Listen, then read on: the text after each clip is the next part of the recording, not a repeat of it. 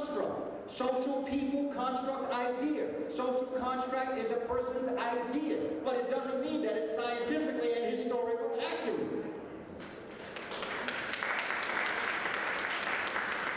A people born in the countries we today call Kenya, Uganda, Tanzania, parts of Congo, parts of Southern Africa, moved across geographically the world in the lack of sunlight, impacted by the lack of sunlight, the pigmentation changed, the nose structure changed, the hair texture changed. These African, dark complexion, wide nose, curly hair, thick-lipped Africans began to get thin lips, aquiline nose, lighter complexion. The sebum in the hair allowed the hair not to keep, but to fall straight. What was once black eyes became blue and green. What was once black hair became blonde hair and orange hair. And now we talk about interracial marriage. There's no such thing as an interracial marriage. You can have an intercultural marriage, but you can't have an interracial marriage, because to have an interracial marriage means there's more than one race, that you are interring something.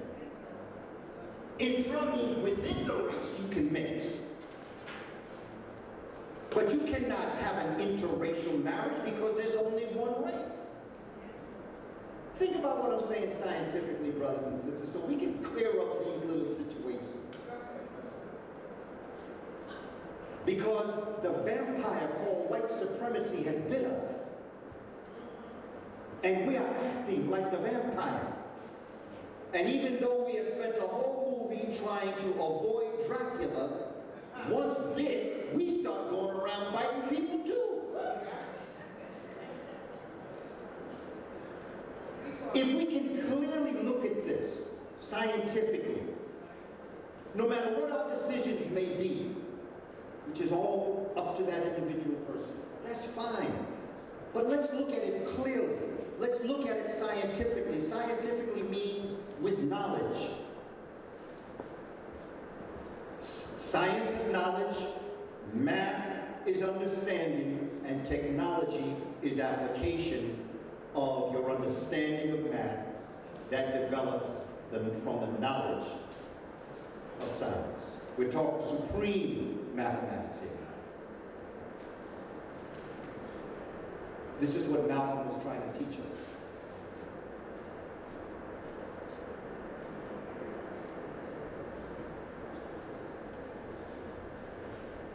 We have to look very clearly at the position we find ourselves in.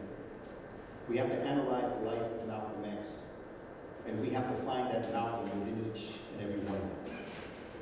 You know, where is Malcolm in us? Where is he? What has he done?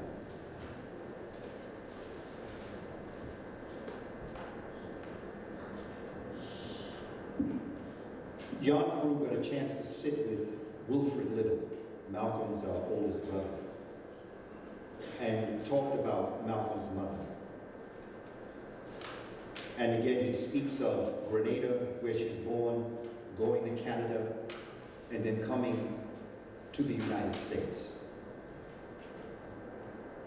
And throughout this essay, talks about the development of this relationship between mother and son. All those that skip over in the autobiography, whether it is in the book, The Autobiography of Malcolm X, or whether it is in the movie by Spike Lee, very little is ever discussed as it relates to the day-to-day relationship that Louise Little had with her son, Malcolm, and what she attempted to give to him, the lessons that she taught him as a guardian. These were embedded in Malcolm's mind. These experiences were embedded in Malcolm's mind. He lived this. This was the imprint. That's why it's so important what we say to our young people. And be very clear that they are clear on what it is that we're saying. And so that when they're looking at us, they're not trying to figure out where does his forehead end and his hair begin. That they're focused in on exactly what you're telling them about choosing for yourself. I tell my students all the time in college and in elementary school, you're not in school to get a good job. A good education doesn't guarantee you a good job. You need a good education to become conscious of who you are and make your own job. We're teaching our children to depend on other people. And this is why our sister Clara Muhammad pulled her children out of the public school system back then, because she realized it wasn't working then. And yet between then and now, we still think that they're trying to find a way to do this thing better. And they're not. They're perfectly happy with what they're doing. And once we understand clearly that the purpose of the Board of Education, the peoples who are running the boards of education, they are not failing. They're succeeding because their purpose is to miseducate our children.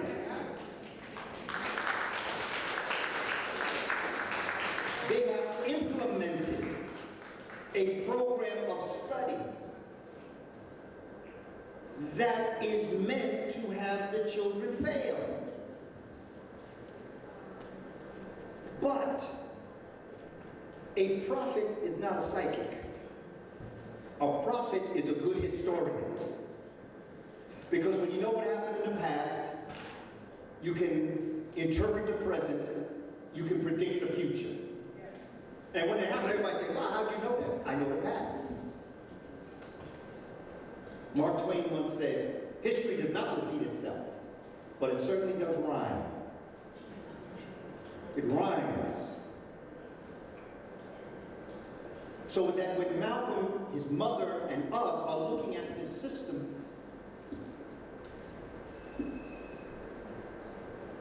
with this talk of integration, Brown versus the Board of Education, all this other stuff, and we know that the system of education today is more segregated today than it was before Martin Luther King. However, prophets are not psychics, they're just good historians. And the comment that Malcolm made that sort of kind of got him caught up in stuff is really coming to life today. It came to life in Newtown, Connecticut. It came to life in Aurora. It came to life because chickens have come home to roost. Now, the applause we make is not for those innocent lives. The applause is to realize that such a violent society, and to think that after they were afraid that the assault weapons were going to be banned, they went out and bought everyone they could get their hand on. While we're willing to give ours up for a $250 credit card at Toys R Us. What a plan. What a plan. We give ours up and they buy ours back. The most violent, despicable people on the planet.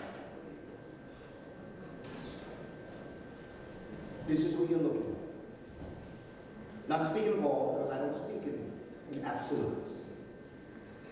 Each and every one of us know who I'm talking about. Very clear. And this is what Malcolm was talking about. This is what the Honorable Elijah Muhammad thought about, but did not talk about. Because remember, the Honorable Elijah Muhammad had developed the Nation of Islam to be a religious group. But the power of Malcolm, it wasn't sitting good with Malcolm.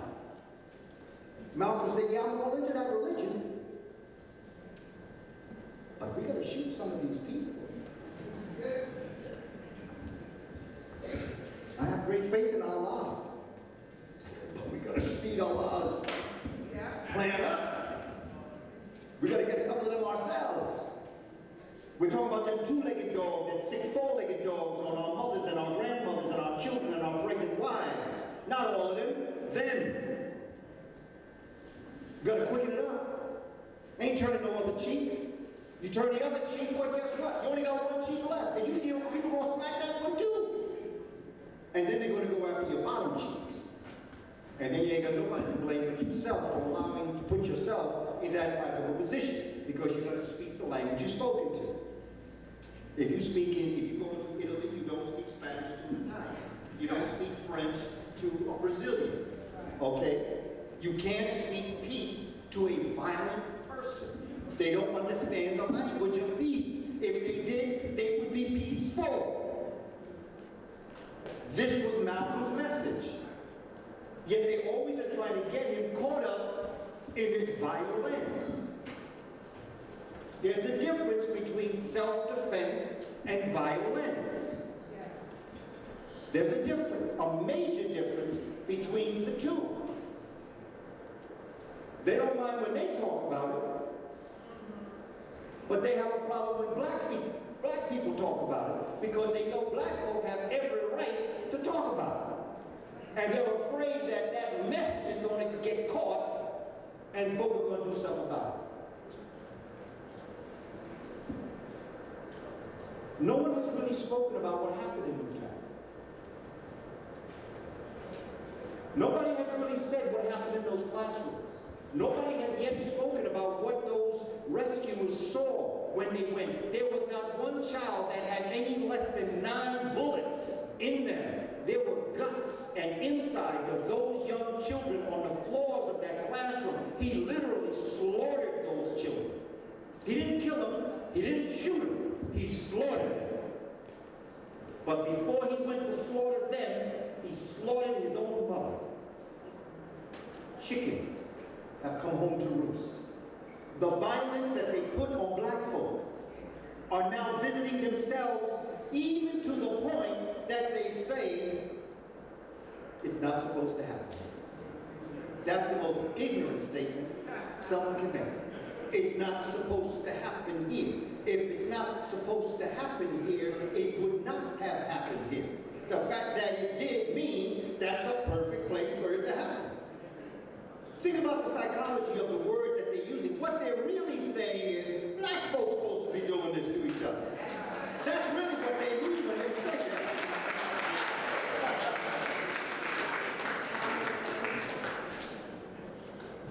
This is what Malcolm was attempting to teach us as a people. What was happening back then, what's happening on the plantation, is as live and real today as it was back then, except now it's happening to them. This is why we have to take this opportunity while their focus is on their own children. See, they talk about mental health now. Part of this big bill is supposed to, okay, Joy Degree, that great clinical social worker, psychiatrist, she tells us, ain't nobody was worrying about mental counseling for us. Right. We've been out of this thing for a couple 100 years. Nobody counseling us. Right. Nobody helping us. But isn't it quite wonderful? Isn't it wonderful that despite and in spite that lack of counseling, we counseled ourselves. And we were able to come to this level. What a wonderful celebration we ought to be having for ourselves. In fact, let's give ourselves a round of applause.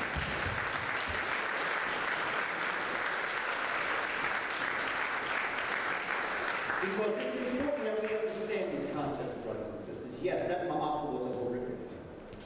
What we went through was a horrific thing. What we experienced was a horrific thing. But isn't it wonderful that we're still here? Yes. And we can have these types of fellowships and gatherings. And that we were able to rise above what they did, and yet still, as Dr. Maya Angelou said, still we rise. Still we get better. Still we struggle. This is what the Honorable Elijah Muhammad, as father to Malcolm, taught him. The example of that clean glass of water and that dirty glass of water. The analogy that was in Spike Lee's movie when the Honorable Elijah Muhammad is talking to Malcolm and saying, if you muddy this water and you give it to our people, they are drinking dirt. But you offer them this clean glass, this pure glass. This is where Malcolm talks about his adoration for the Honorable. He even goes back into Latin and gets into adore, the truest meaning of what adoration is. Malcolm adored the Honorable Elijah Muhammad. The Honorable Elijah Muhammad represented something to Malcolm that Malcolm had been searching for, that had been taken from him very early in his life. And that was his father at the age of 6. He saw in the Honorable Elijah Muhammad somebody that would take the time to write him in prison, send him a little bit of money in prison, would encourage him in prison, say it's going to be all right. Are we saying this to our children? It's going to be all right.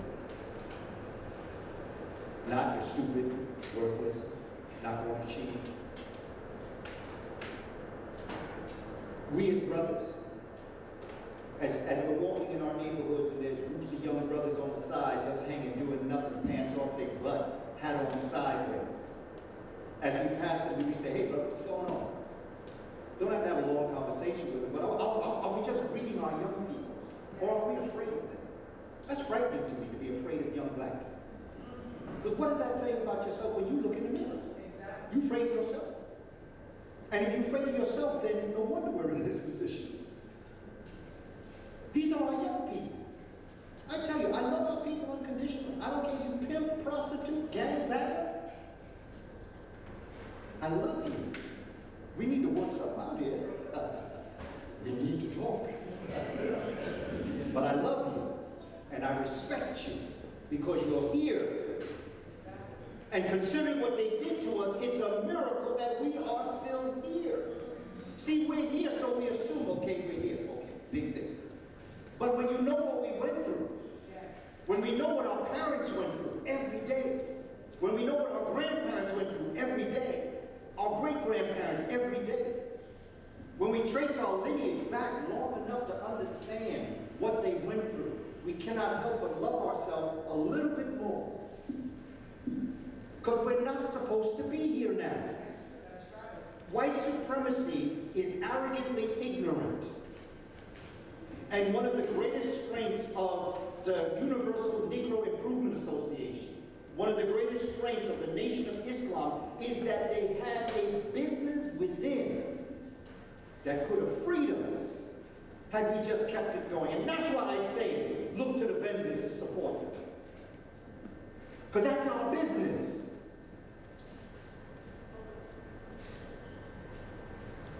And even if you may not have come out with enough money today, think about tomorrow or next week or next month. Put aside some of your money for the vendors that you know and spend a certain amount of money with the vendors to keep them in place so they can continue to sell our DVDs, so they can continue to sell the healthy food that we need to eat, so they will continue to sell the books that we need to read and the charts and all of the different types of pictures we can put up on our walls. This is what Malcolm was teaching us. This is what the Honorable Elijah Muhammad taught Malcolm. This is what Marcus Garvey taught Honorable Elijah Muhammad. This is what Booker T. Washington taught Marcus, that taught Noble Drew Ali, that taught Elijah Muhammad, that taught Malcolm, and that's what Malcolm taught us.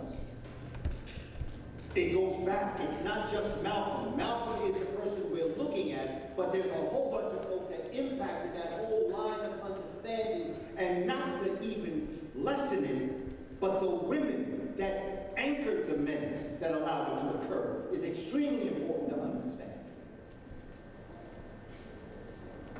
These are the kinds of things that we have to implement, and when we look at Malcolm and when we look at the Honorable Elijah Muhammad, this is the message I'd like to bring to us today. This was a father and son relationship. This was a love that had a brother get out of prison. Just as Malcolm was one of the most brilliant minds that created a nation, he also was one of the most brilliant criminals. But who amongst us don't have that dichotomy in our personality? See, I got Detroit red in me. I got that in me. I know where he is. I keep him under lock and chain. I got another brother in prison. In my mind. In my spirit. There's another brother I got locked up because I ain't letting him out. His name is Coleman Ferguson. I keep him locked up because I know I let him out, I ain't gonna see y'all again. And I got a sister that got the key. Because it's the feminine principle that keeps the brother there. See, because if I give that key to a male principle, the male principle will go off and let him out. But the female principle says, don't think so. Every so often, there have been occasions where that entity in me, let him rattle the bars, because sometimes folk need to know I'm here. And it's important that the sister might even say, rattle them a little bit louder, Coleman. They ain't hurt you. Rattle them a little bit louder to let you know I'm here. And if this sister opens this jail, I'm out. And I think each and every one of us has Colin Ferguson in us. That's right. You see? Next door, the cellmate to Colin Ferguson and to Detroit Red, Nat Turner. Okay? There's Hafiz is there.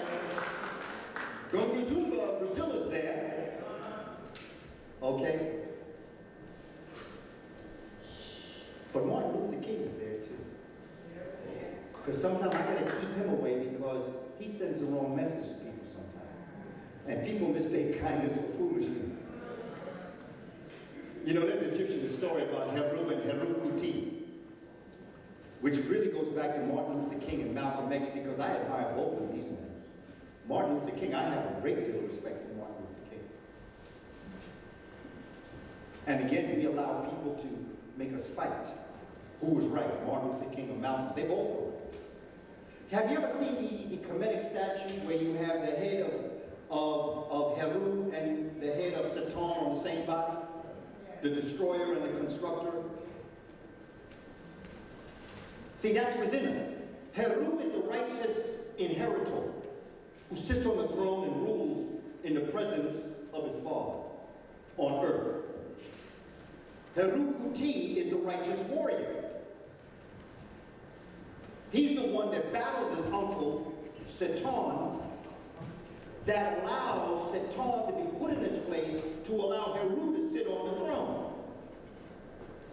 You see? Because Heru is the inheritor, he's not the warrior. But the other side of Heru is the warrior. He's the one that fights. Okay? The inheritor don't fight, and the fighter don't inherit. But they both sit on the throne when they do their job right. Malcolm X, Martin Luther King. There is a time to be very Kingian. There's another time to be very Xian. Ma'at demands that you know when to do what. When you're talking to someone that you need to talk like king, you talk like king. If you're dealing with someone that's speaking the language, you go X, and X them off the planet. That's a great American idea. That's what America was built on. America is built on this philosophy, so I don't see how anybody could have a problem with me, or Malcolm, or anyone else that says that. Okay? And they keep messing with me. I'm bringing Khalid into the room.